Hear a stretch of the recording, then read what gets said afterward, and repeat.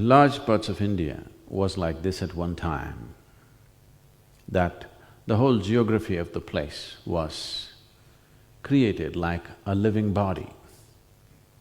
They established, like how in the human body the energy centers are, like this they established these bodies. Many kings sponsored these great adventures of turning their whole kingdom into a spiritual body.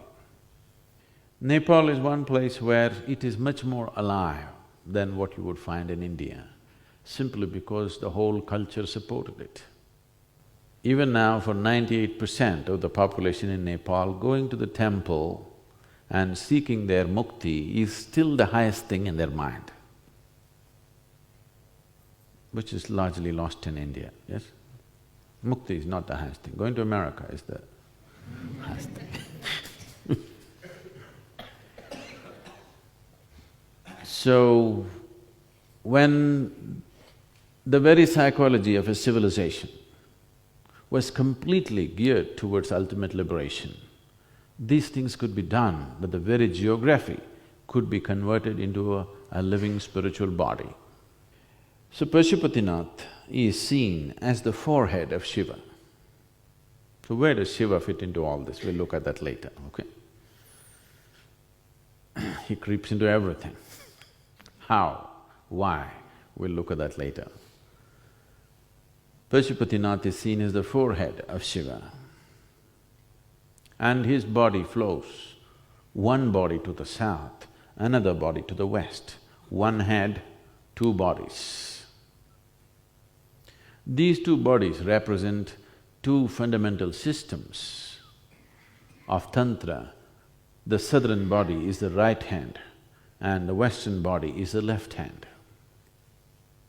When I say Tantra, I am not talking about the Tantra that you're hearing of today. Tantra does not mean unbridled promiscuity. Today, the word Tantra evokes all kinds of nasty things in people's minds because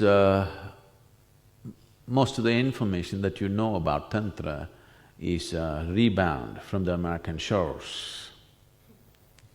Even in India, if you go into any bookstore, most of the books on Tantra are written by American authors. That is not the kind of Tantra I'm talking about.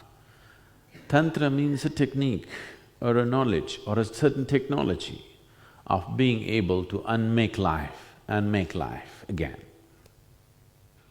Those of you who come from India and maybe you have spent little time to look at the calendar art in India, you would have seen that sometimes there is a yogi or sometimes a woman who has taken off her head or his head, placed it in their hand and walking. Have you seen this picture?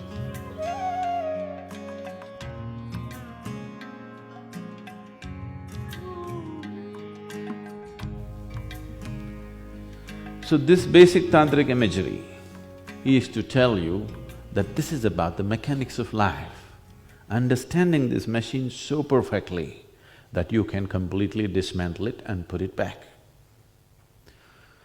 So based on this, and when I use the word Tantra, I want you to understand from this context, not from…